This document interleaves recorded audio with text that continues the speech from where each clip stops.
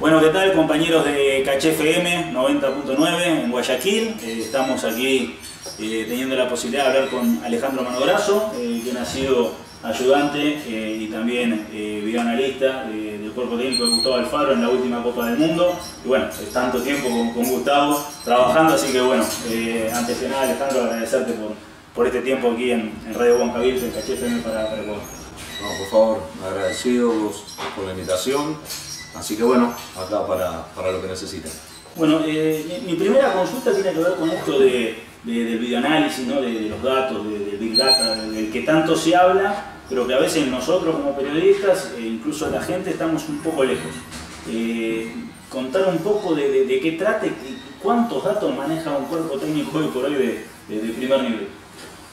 Bueno, es así como decís vos, o sea, esto del análisis comenzó con la visualización, con las imágenes, y también en un primer momento fuimos resistidos, ¿no? En esa primera reacción de ver a alguien llegar al fútbol con la computadora bajo el brazo y ¿no? La primera pregunta que te hacían era ¿y hace goles eso? O sea, ¿no?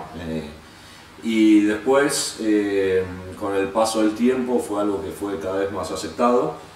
Y lo que nos pasaba en aquel momento era que no teníamos datos, no había datos. Esa era la realidad, o había muy pocos accesibles por lo menos. Sí había datos en el fútbol, pero no estaban al alcance de la mano como están hoy en día. Entonces, con la inserción de los datos, de los informes, más con lo que tenga que ver con números, ¿sí? Se empezó a generar otro tipo de información y otro tipo de análisis también, en el cual el dato te obliga a que el análisis sea más específico, más en el detalle.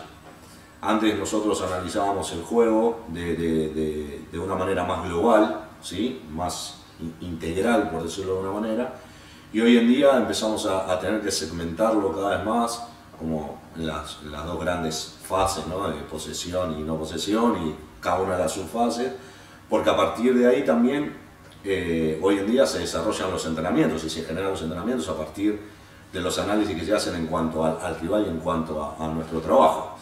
Pero lo más importante de toda esta información, que como vos bien decías, nosotros manejamos, hoy en día los cuerpos técnicos manejan, y estoy separando la parte física, ¿no? O sea, la preparación física, que no es mi área, pero que también ellos trabajan muchísimo con toda la parte de datos, tanto sea de GPS, match análisis o cualquier tipo de información que ellos recopilan. Para nosotros lo más importante es tener en claro qué es lo que el técnico necesita. Este conocimiento, esto que decías vos de bueno, tantos años de trabajar junto a Gustavo, hace que ya, en mi caso, sepa qué es lo que él está buscando y poder simplificarle a él la información que le tiene que llegar, ¿sí? Porque si no, realmente nos volvemos locos, todos. Claro, hay tanto, digamos, si no es difícil seleccionar. Hablabas del conocimiento con Gustavo desde el 2014 trabajando juntos. No, del 2005. 2005. Yo empecé ahí con él cuando él llegó a San Lorenzo. Ahí le llevé esta propuesta de hacer el videoanálisis, de filmarle los entrenamientos y ser parte del cuerpo técnico. Y ahí Gustavo, bueno, nada, lo vio con buenos ojos, lo aceptó y al otro día ya empecé a trabajar. Así que son años, salvo algunas interrupciones, como fue ir a trabajar a la selección argentina en el 2010-2011. Que abarcó la Copa América, que se disputó acá en el 2011, después otro trabajo que me fui con el cuerpo técnico de Diego Coca, y después Gustavo, cuando va a Boca, me llama para volver a trabajar con ellos, bueno, y ahí volví. ¿En qué se diferencia lo que es un club, como te tocó en gran parte de ese proceso junto con Gustavo, a tener que llegar a una selección? Porque imagino también hay una búsqueda de datos que vos le tenés que administrar al cuerpo técnico a la hora de no sé, ya sea, bueno, este es el plantel con el que conformamos, estos son los jugadores que tenemos para una eliminatoria, para una convocatoria. Ahí, ¿cómo se trabaja en el detrás de escena? Se trabaja completamente diferente en lo que tiene que ver con la parte de la falta de competencia continua, pero sí se trabaja mucho en todo lo que tiene que ver con seguimiento de jugadores, lo que tiene que ver con este trabajo que no se ve, que es mucho en lo que tiene que ver con ir a ver partidos, visualizar, cortar imágenes, entender qué es lo que en este caso el técnico necesita en cada uno de los puestos, como para poder ver ese detalle para decir, este jugador en este puesto está haciendo esto, que nosotros no le podemos decir, hiciste esto mal, o esto, porque digamos, no sabemos qué es lo que el técnico le pidió en su club. Claro. Nosotros le tenemos que decir, nosotros lo que queremos es esto, no esto. Entonces, llegar a ese detalle de análisis y de aprovechamiento del tiempo que hay entre ventanas de partidos, porque después en la ventana no lo tenés, ese tiempo. Entonces, el tiempo que tenés para trabajar entre ventanas, es verdad que es amplio, por eso hay que aprovecharlo. Entonces, ¿te da más tiempo como para trabajar en el análisis? Sí. ¿Te da más tiempo para analizar más en detalle? Sí. ¿Te da más tiempo para analizar los datos? Sí. Y así todo, necesitamos, por esta gran cantidad de volumen de datos que manejamos, gente, a ver, externa en este caso, porque no era gente de la federación, sino era una empresa que nosotros habíamos contratado como es Atenea, que es la que hace todos los informes y reportes acá del fútbol argentino, para que nosotros podamos recurrir a ellos para que nos bajen los datos que nosotros necesitamos. ¿Está claro? Sí.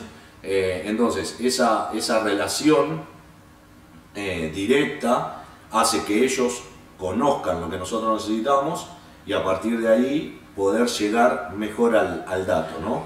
Y creo que el gran desafío de todo este trabajo es transformar el Big Data en Smart Data, en el dato inteligente, en el dato que lo pueda ayudar, en este caso, al técnico a tomar buenas decisiones. Primero a nosotros, para tener una opinión y cuando tenemos que dar nuestra posición frente a una situación X, justificada desde todos los ángulos, como para decir, bueno, esta es mi lectura por esto, pero digamos, obviamente siempre el que termina decidiendo, por supuesto que es el técnico, ¿no? No, vale, no, yo lo consultaba desde este lado. Vos recién mencionabas esto de hay poco tiempo de trabajo en campo, pero hay mucho tiempo de trabajo fuera del mismo, y ahí me parece donde termina teniendo un rol fundamental, en este caso tu trabajo, y también cómo lo asimila el cuerpo técnico, en este caso con Alfaro que era la cabeza del mismo, para poder maximizar todos los recursos. Eso sí, o sea, se transforma en que todo el cuerpo técnico, más allá de que, aunque trabajes en un club, todo el cuerpo técnico analiza, se necesita segmentar ese análisis para que cada uno del cuerpo técnico se enfoque, tanto sea, puede ser en una línea, puede ser en un equipo, puede ser en un país, puede ser en el seguimiento para que toda esa información después pase por diferentes filtros para que después le pueda llegar a Gustavo, ¿no? Ustedes en la Copa América, recuerdo que tuvieron una declaración de Gustavo Alfaro que fue clave de que, bueno, esa Copa América se iba a tomar para poder preparar el Mundial, quizás iban a aprovechar ese tiempo de trabajo en campo que no iban a poder tener en otro momento. Después hubo un cambio en el equipo post Copa América, donde de recibir casi 2 goles por partido pasaron a ser una de las defensas más sólidas de la eliminatoria sudamericana, y eso obviamente les valió jugar el Mundial. Desde los datos, ¿cómo explicás esa corrección? Fue clave el análisis post Copa América creo que Gustavo también lo dijo, que se hizo para entender de qué manera teníamos que transitar esa última etapa de la eliminatoria, en la cual nosotros estábamos muy bien posicionados, pero todavía nos faltaban muchos partidos y teníamos que tener en claro dónde estaban los puntos que nosotros teníamos que mejorar. Y como bien decías vos, o sea, se utilizó la Copa América para entender que en el formato selección es lo más parecido a un mundial, ¿sí? Básicamente por la seguidilla de partidos, por el orden, una fase de grupo, ¿sí? y por los tiempos que existen entre los partidos. Por lo tanto, necesitábamos tener esa experiencia con estos jugadores en un determinado lapso de tiempo y con un formato de entrenamiento todos los días, cosa que nosotros no lo teníamos, ¿no? Eso nos dio mucha más relación y conocimiento mutuo del grupo para con nosotros y nosotros para con el grupo. Y después lo que se hizo fue un análisis fino de entender esto que dijiste vos, ¿no? Nosotros creo que hicimos una gran Copa América que no fue acompañada de la misma manera por los resultados. Sí, con el caso de Perú, que terminamos el partido ganando 2-0, en 8 minutos le hicieron 2 goles, nos empataron. Veníamos de la experiencia antes de Copa América, de partido eliminatorio con Perú, que también, sí, los goles esos de la Padula en Quito, que fueron realmente que nos ubicaron quizás a buscar dónde estaban esos errores, y entendimos que esa declaración de Gustavo, que el arco en cero no llega al mundial, fue determinante, ¿sí? Pero no fue una frase al azar, sino que había un análisis detrás de eso, de que estábamos recibiendo muchos goles, pero más allá de lo que tiene que ver con los goles que estábamos recibiendo, teníamos que entender qué tipología de goles estábamos recibiendo, dónde estaba el problema. Por poner diferentes ejemplos, en la pelota parada, en pérdidas nuestras, ¿dónde estaba? Y ahí, digamos, a partir de la visualización, pero sobre todo de los datos, ¿sí? Que los datos lo que te dan es poder tener una gran cantidad, un volumen de partidos para ponerlos en la batidora y que nos puedan brindar ese dato. Y bueno, nada, entendimos dónde estaban. Básicamente eran goles que recibíamos nosotros a partir de pérdidas nuestras y que venían en transiciones defensivas, en donde encontraban al equipo, digamos, bueno, nada, abierto y en inferioridad numérica. Entonces, bueno, empezar a trabajar esas cosas para entender dónde no teníamos que perder la pelota, dónde había que finalizar la jugada, dónde había que tener atención en que esas transiciones de los rivales no terminen en remate. O sea, bueno, nada, había mucha información clara y objetiva, la cual nosotros como cuerpo técnico, pero sobre todo Gustavo, entendió bien, y al Gustavo entender perfectamente esta información, la transmite de una manera magistral. Entonces, ahí es el punto clave que nos hizo entender a nosotros de qué manera transitar esa última parte de la eliminatoria y, bueno, lograr la clasificación. Lo más importante es entender que, porque, digamos, hay muchas cosas alrededor de una frase o de un estilo, de una forma, de que esa frase de Gustavo y esa lectura vino después de un análisis muy profundo que se hizo de lo que habíamos hecho nosotros como selección hasta ese momento post Copa América. ¿Y el futbolista qué tan receptivo es a toda la información? Porque decías en algún momento, veníamos con la computadora, todos nos miraban de reojo, hoy está mucho más naturalizado, pero bueno, también está la idiosincrasia del jugador, no sé si es lo mismo el futbolista argentino, que capaz estaba más acostumbrado a vivenciar que el ecuatoriano. No, la recepción de parte de los jugadores es espectacular. Ellos te exigen y te piden a vos hoy que le des esa información. Nosotros tenemos que saber bien qué información, de la misma manera que tenemos que saber bien qué información le vamos a dar al técnico, tenemos que saber bien ¿qué información le vamos a dar al jugador? Como decía Bielsa a Ortega, sé que no le puedo mostrar un video largo. Claro, o sea, de la misma manera pasa exactamente lo mismo, pero ellos están completamente acostumbrados y te exigen eso, como te decía antes, y también de alguna manera te obliga a vos a crecer también para poder explicar y que ellos entiendan de una manera sencilla qué es lo que nosotros le queremos transmitir, sobre todo volviendo al tema que vos decías al principio, donde no tenés mucho tiempo. Entonces, para trabajar, no tenés mucho tiempo para trabajar en el campo, entonces te tenés que decir, mira, hay que trabajar así, esto es así, por esto, esto y esto, y justificarlo, tanto sea en imágenes como en datos. Y de esa manera, gracias a Dios y gracias a ellos, ¿no? Por sus capacidades, todos los jugadores ecuatorianos que nosotros hemos tenido, han tenido una gran evolución, los que tuvieron la posibilidad de ir a Europa, los que fueron al MLS, o sea, donde el dato, donde la información también es mucho más habitual que quizás en Sudamérica, hace que la comprensión de la información por parte de ellos y esa asimilación sea mucho más rápida también. Hablaste del quiebre, también justo post Copa América empieza a encontrarse una saga central que prácticamente usted también le dio solución, pero que son jóvenes, como eran Torres, Hincapié. Ustedes también le dieron lugar en su momento a jugadores como Jeremy Sarmiento, que para nosotros era un desconocido. También te voy a consultar qué tanto influyó el trabajo extra, ¿sí? de decir, bueno, los datos, encontrar un jugador como Jeremy, que todavía no había debutado en la liga inglesa, pero digo, en cuanto ayudaron los datos para decir, bueno, vamos a jugárnosla por jugadores jóvenes, porque si algo tuvo de destacado el proceso de Alfaro fue la oportunidad rápida y el respaldo a jóvenes promesas que hoy son realidades. La verdad que fue una característica de Gustavo siempre esa.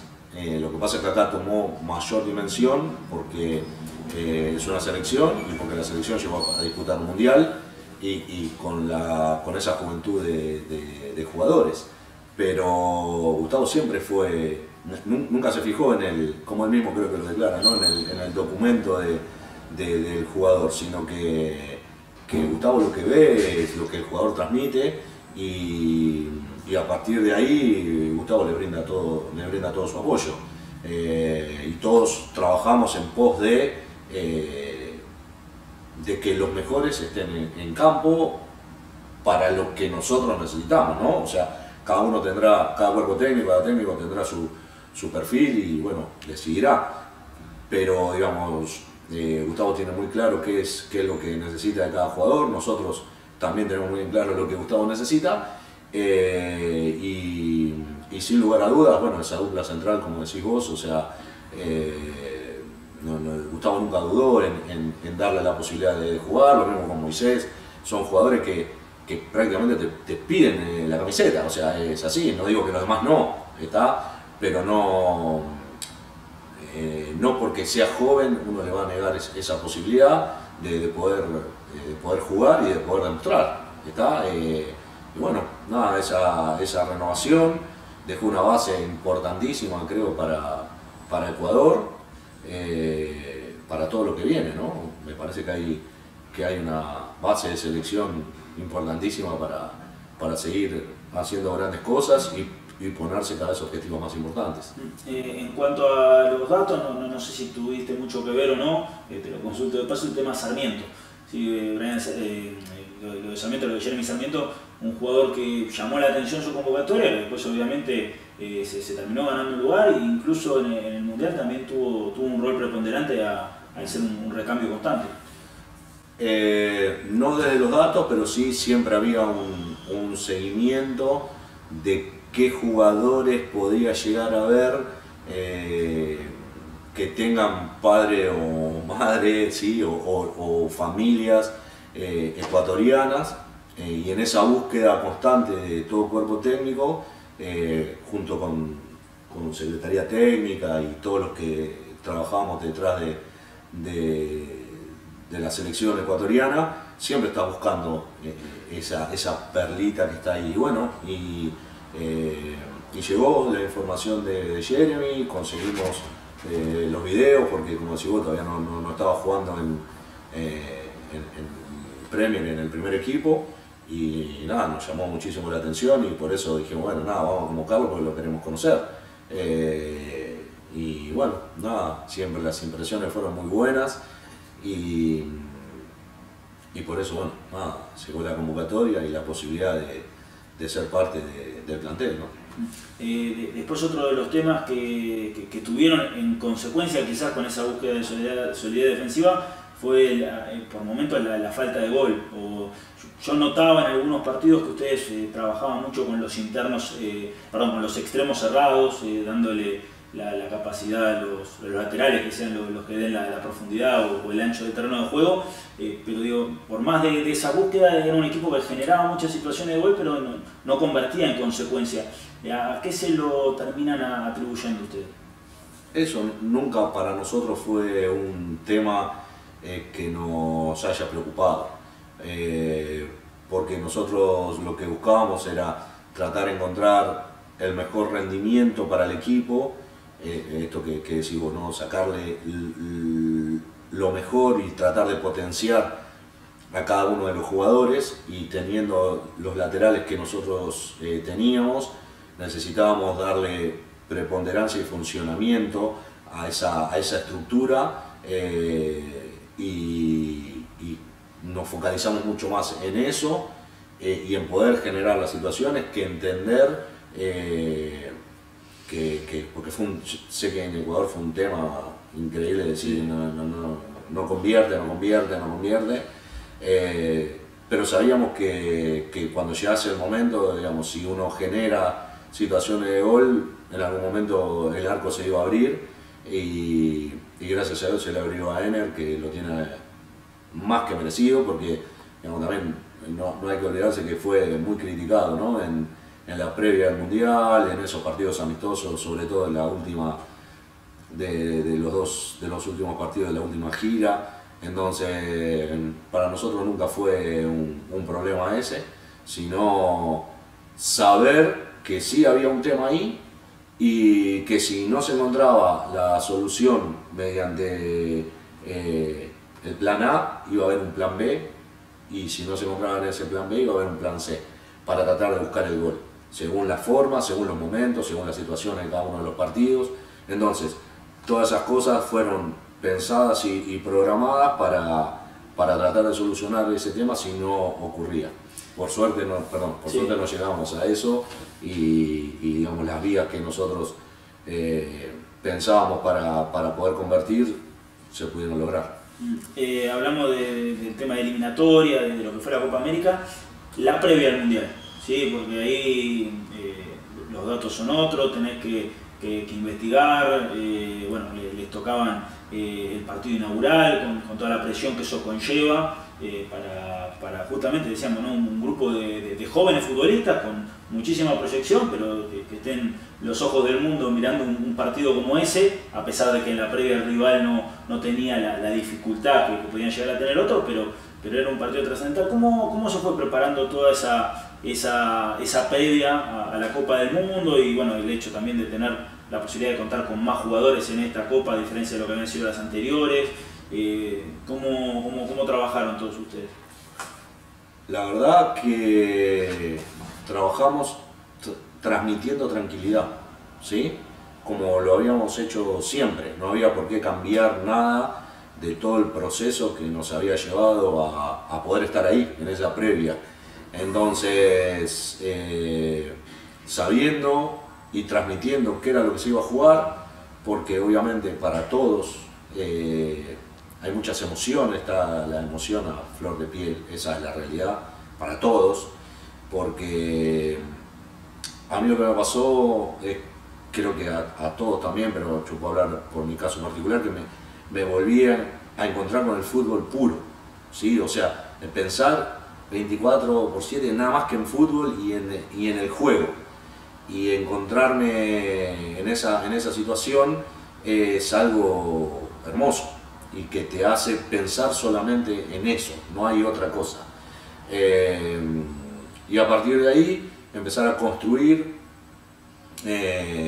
lo que tiene que ver con que todos podamos entender de que es verdad que vamos a jugar un partido inaugural, que Qatar hoy todos pueden decir que era un rival menor, pero la realidad es que antes de ese partido era el anfitrión, nunca el anfitrión había perdido el partido inaugural, un montón de cosas que hay dando vueltas en el exterior, o sea, en la prensa, en la periferia. Exactamente, en todo lo que está alrededor de nuestro, pero el mensaje nuestro y sobre todo, obviamente, de Gustavo para con los jugadores siempre fue igual.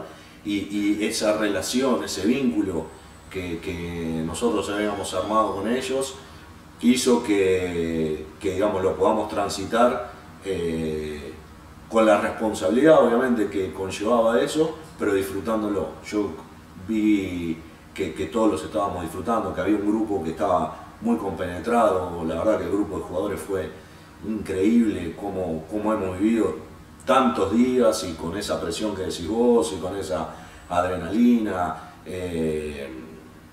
que todos teníamos adentro, pero que cuando uno tiene un grupo y hay esa gestión de parte de Gustavo, que creo que queda demostrada en la conferencia de prensa, ¿no? Cuando a Moisés le hacen esa pregunta y que Moy lo mira como diciendo, sacame de esta situación, era esa relación y esa situación que se repetía en todo momento. Entonces, todo eso hizo que lo podamos vivir de una manera tranquila y ordenada, sin ningún tipo de inconveniente, como nos ha pasado en todo el tiempo que nosotros estuvimos con ellos, y creo que ahí está la piedra fundamental de todo lo que pasó en el Mundial. Bueno, nada, no se pudo conseguir el objetivo por cosas del fútbol, pero bueno, nada, con la tristeza de la eliminación, pero con la tranquilidad de haber hecho todo el trabajo que teníamos que hacer. Te pregunto porque a veces, viste, que se genera la duda desde el otro lado y está bueno tenerte para poder sacarla. Es para armar una lista, ¿sí? ¿Cuánto tiene que ver los datos? ¿Sí? De cómo llega un jugador, de qué te puede dar, porque uno de afuera dice, son tan pocos los jugadores que pueden ir a una Copa del Mundo y a veces está todo tan estructurado que vos podés tener una base de 20 jugadores y después los últimos 6 capaz que son, o sea, tiene que ver con los datos, con la característica del jugador, con lo que intuí de la información previa que te puede dar o no. Pero bueno, quizás me decís, no, la verdad no tiene nada que ver con esto, entonces bueno, qué mejor que preguntártelo vos, Alejandro. No, sí, obviamente que tienen que ver, sí, obviamente que tienen que ver todos los puntos que vos nombraste y muchísimos más que hay que evaluar y que hay que poner en la balanza el técnico a la hora de tomar esa decisión de la lista final. Sí, en ese momento creo que, bueno, nada, sobre todo Gustavo, que es el que termina tomando las decisiones, tiene que matar la emoción, ¿no? Porque a veces tenés que tomar una decisión sobre X jugador y que si lo pensás desde lo emocional o del sentimiento, digamos, decir, no, lo llevo, y después tenés que analizar todo lo demás y ahí es donde, bueno, nada, es muy difícil tomar esa decisión final, pero cuanto más información vos tenés en relación a qué tipo de lista querés armar, a qué tipo de equipo querés tener, a qué tipo de jugadores necesitas, a qué cantidad de jugadores por puesto necesitas y al biotipo de jugador que vos querés y necesitas, entonces bueno, nada, va pasando todo por un tamiz que finalmente te van a quedar los jugadores que vos estarías necesitando, y obviamente que después hay una línea muy fina, muy fina, que ya tiene que ver con una lectura que tenga que ver más del técnico, del cuerpo técnico, en la última decisión. Pero todo este combo de datos apoyan a las decisiones que termina teniendo el técnico, ¿no? Sí, justo en la lista hubo un nombre que quizás fue el que más llamó la atención en su momento, fue el de Kevin Rodríguez, que también, como decíamos antes, lo de Sarmiento era un desconocido, obviamente porque todavía no había debutado en primera. Kevin Rodríguez había llamado la atención en un partido de Copa Ecuador, y lo que sí llamó la atención fue su convocatoria. Desde los datos, esto que vos hablás del biotipo, era un jugador que parecía no había de sus características, teniendo un buen nivel, no sé, en la primera división del fútbol ecuatoriano o en el exterior. Pero digo, ¿cuáles eran los datos que a ustedes les llamó la atención? Primero para convocarlo y segundo para tenerlo en consecuencia para lo que fue la Copa del Mundo, que encima terminó teniendo minutos y recuerdo buenos minutos ingresando. Sí, a ver, el seguimiento que nosotros hicimos fue siempre integral, siempre fue completo. Desde un primer momento, porque no hay que olvidarse, ahora parecería como que no existió, pero digamos, nosotros llegamos en plena pandemia donde no nos podíamos mover, donde era todo un signo de pregunta, y nosotros nos fuimos a vivir a Quito directamente, y a partir de vivir en Ecuador, empezar a pedir permiso para ir a ver entrenamiento, para ir a ver, sí, que era complejo, era muy complejo todo. Entonces, siempre tuvimos un seguimiento muy de cerca, siempre fuimos a las canchas, siempre estuvimos presentes en Ecuador, en todos, en el ancho y largo del fútbol. Entonces ese seguimiento hizo que Kevin tuviese esa presencia en ese momento, en el cual era un puesto, vos me lo acabas de preguntar antes, o sea, la falta de gol, pero digamos, no era algo que a nosotros nos preocupase, pero sí era un puesto donde no abundan muchos jugadores como punta central en esa posición. Y bueno, llamó la atención todo lo que vos dijiste, su rendimiento, su biotipo, sus ganas, todo lo que él transmitía, y por eso, bueno, nada, Gustavo tomó la decisión de convocarlo.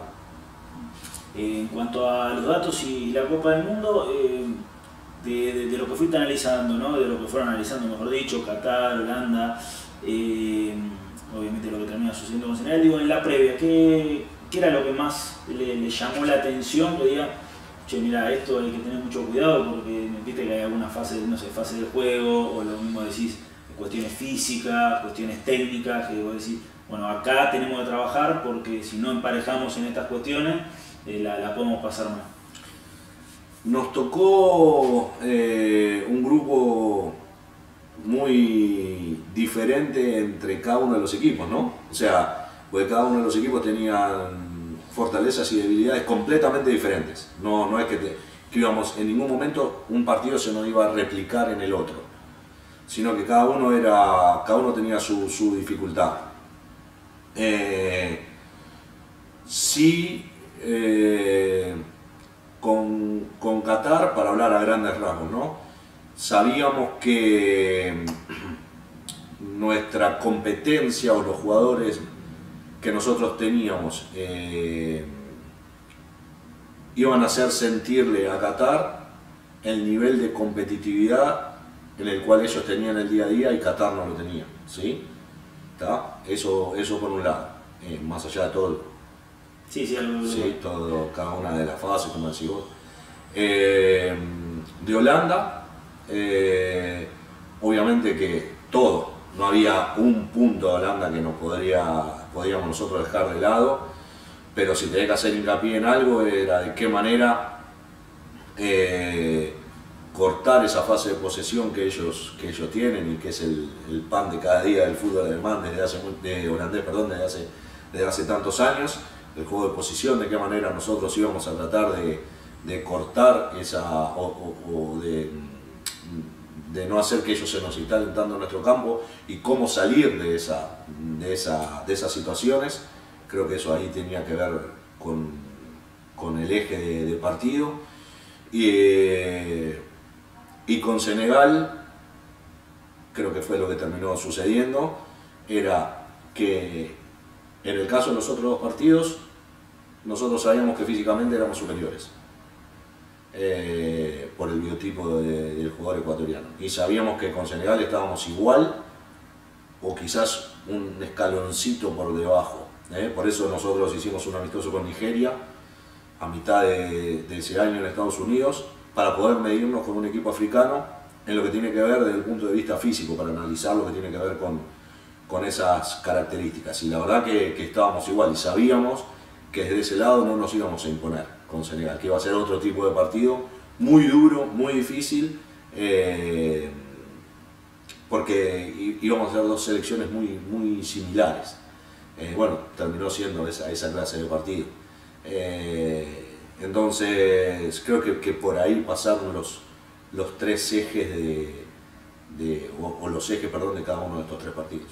Y después, ahora recordando ya con el diario del lunes, algo que digan, acá pudimos haber hecho algo más, no desde quizá de la información, porque la tenían, pero digamos algo también pasa imponderable en la Copa, como no sé, Ener que llegó desgastado de ese tercer partido, desde lo físico, lo que le había sucedido también a ustedes con Méndez, que fue importante en los primeros dos partidos, después termina estando por fuera por las dos amarillas, pero pues da la sensación desde afuera que con Ener en el estado que estaban en el primer partido y con Méndez ese partido quizás Ecuador no lo sufría. Pero bueno, no sé ustedes cuál termina siendo su diagnóstico posterior a la Copa del Mundo. Realmente en lo personal no tengo recriminaciones, digamos.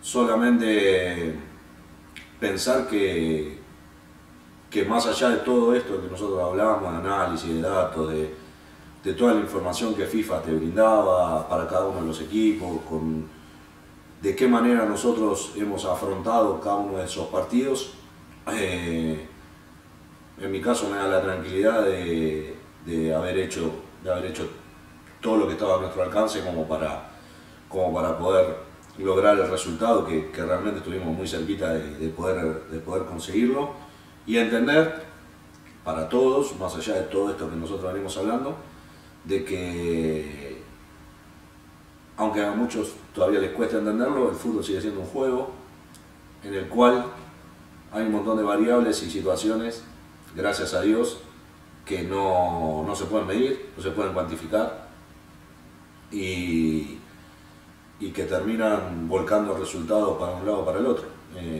Ahora, hace poquito se jugó la final de la Champions, ¿no? Y el City iba ganando 1-0 y de golpe un cabezazo pegó en el travesaño, el rebote del arquero le pegó a uno del City y se fue al lado del palo, un cabezazo de Lukaku que no era trasito, y es fútbol. Entonces, obviamente duele, sí, por supuesto, cómo no va a doler. No hay dudas en relación a eso. Pero sí tranquilo de saber que en mi caso particular hice todo como para poder lograr el objetivo, entonces no hay recriminaciones. Sí, obviamente, todo ese aprendizaje, todo sirve para seguir mejorando y bueno, seguramente nosotros ya no podemos hablar más de Ecuador para un futuro o una relación nuestra para con la selección de Ecuador, pero sin lugar a dudas va a ser una selección que va a dar mucho que hablar y va a dejar a Ecuador en lo más alto, no tengo ninguna duda. Estos jugadores son increíbles, es un jugador, un grupo y unos jugadores con unas ganas y con sobre todo un sentido de pertenencia tan fuerte que seguramente va a dar mucho que hablar para Ecuador. Bueno, ya para ir cerrando y agradeciéndote, Alejandro, por recibirnos acá y darnos tu tiempo. Decías esto del futuro de Ecuador. Bueno, hay nombres que por hoy se imponen, como son los de Moisés, los de Piero Hincapié, que quizás son los dos jugadores que a nivel europeo están incluso hasta en esta época de mercado de pase, viendo si también dando otro salto más en sus carreras, que ya están obviamente consolidadas y con mucha juventud, pero te quiero consultar a vos si hay algún otro que te haya asombrado, vos digas, mira, yo miro esto que me llega y yo no puedo creer con el jugador que estamos trabajando, y después también de jugadores como mencionaba vos, de Ener, ¿no? La relevancia y la importancia de tener un jugador como él dentro del vestuario para ustedes como cuerpo técnico. Es una tranquilidad enorme contar con un capitán como Ener. Para cualquier cuerpo técnico desearía poder tener un capitán con esa ascendencia para sus compañeros, con ese perfil, con esa seriedad. La verdad que es algo para sacarse el sombrero, lo que tiene que ver con su liderazgo, no solo adentro sino afuera, ¿no? En esto que es tan importante y que no todos ven, pues tampoco le corresponde a todos ver lo que pasa por afuera y entender. Así que para Ener siempre lo que le dé el fútbol en relación a lo que él le da, siempre el fútbol se va a quedar corto, ¿sí? Y después, wow, hay muchos chicos, bueno, ahora jugó la sub-20 mundial, lo que es este chico Páez, lo que es esta nueva generación, hablábamos de Seba, ¿no? Sí, de Seba González, para hablar de los chicos que, a ver, sí, que ustedes ya estaban viendo, pensando claro, en una continuidad. Ellos ya fueron de sparring a España en la previa del viaje a Qatar. No Páez, pero sí Seba. Y otros chicos que nos han acompañado, pero lo tenés a Pacho con una transferencia también, que se está hablando de una transferencia campeón en Bélgica. Lo tenés a Poroso, ¿sí? Central de un biotipo y unas características, los dos, una técnica. Pacho tiene una técnica increíble. No hay de esos jugadores, no hay. Bueno, mismo Gonzalo, ¿no? Que ahora no tuvo la suerte de poder continuar con su equipo en primera división y tener este descenso. Ojalá que pueda seguir creciendo. Gonzalo tiene un gran camino por recorrer hacia adelante. Jeremy, ojalá que pueda también asentarse con su físico para no sufrir tantas lesiones, poder tener un poquito más de continuidad, que seguro la va a tener, y así podemos entrar a hablar en cada uno de los puestos. Muchos chicos que están en el exterior y muchos que están jugando en la liga local, que tienen para crecer y que tienen para desarrollar. Así que nada, hay que seguir trabajando y viendo esa clase de jugadores y acompañarlos en su proceso, que seguramente va a ser de crecimiento para ellos, para la selección y para el fútbol ecuatoriano. Y del fútbol ecuatoriano, estuvieron tanto tiempo allá viendo, siguiendo, algo que los haya sorprendido de forma positiva y algo que quizás todavía falta trabajar para continuar con este crecimiento en base de las selecciones. Bueno, por supuesto que para destacar es el trabajo independiente del Valle, ¿no? O sea, su trabajo integral, eso es una realidad que traspasa a Ecuador y como ejemplo mínimo debería ser para toda Sudamérica, ¿sí? De qué manera se trabaja, se construye, se generan jugadores y cómo lo hacen desde todos los ámbitos, ¿no? O sea, no solamente la parte futbolística, sino cómo acompañan este desarrollo del jugador. Es algo realmente, bueno, es un caso de estudio en el fútbol. Entonces, sin lugar a dudas, ahí hay algo para destacar, sobre todo, ¿no? Pero hay otros equipos que lo están intentando seguir mejorando y trabajando, como el caso de Liga, de tratar de mejorar en lo que tiene que ver con sus divisiones menores, empezar a darle más importancia a eso. Y creo que sí, que ahí hay un punto en lo que tiene que ver con el desarrollo del fútbol juvenil y acompañar ese crecimiento del fútbol juvenil en Ecuador para que haya cada vez más jugadores, ¿sí? que tengan el acompañamiento de los clubes en su crecimiento personal, ¿sí? Me parece que todavía hay mucho por trabajar y mucho por desarrollar. Y obviamente, si eso crece, va a crecer la liga también. Creo que la liga está creciendo mucho en su competencia interna, que eso hace que los jugadores tengan otro tipo de roce y que tengan otro tipo de visibilidad para el exterior, para poder tener su crecimiento afuera también. Así que creo que el punto a seguir trabajando son todos esos chicos que tiene Ecuador, que hay que acompañarlos para crecer y que puedan jugar en sus clubes y que den la posibilidad de jugar y de desarrollarse. Bueno, Alejandro, muchas gracias por este tiempo acá con Caché FM 90.9, también con Caché TV y bueno, las plataformas.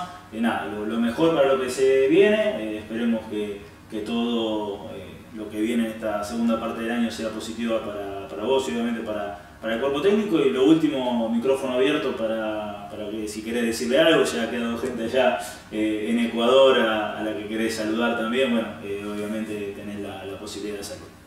No, solamente agradecimiento para el país, para Ecuador, que nos abrió las puertas de par en par, de poder trabajar, de poder hacerlo libremente, tranquilos, de poder disfrutar de nuestra estadía ahí, de poder llevar a nuestra familia, de la manera en que nos abrieron las puertas y los brazos para poder desarrollar nuestro trabajo sin ningún tipo de inconvenientes. Así que la verdad que solamente palabras de agradecimiento, un gran recuerdo de todo Ecuador y deseándole siempre lo mejor para el fútbol ecuatoriano, para la selección ecuatoriana y bueno, nada, obviamente para el país también.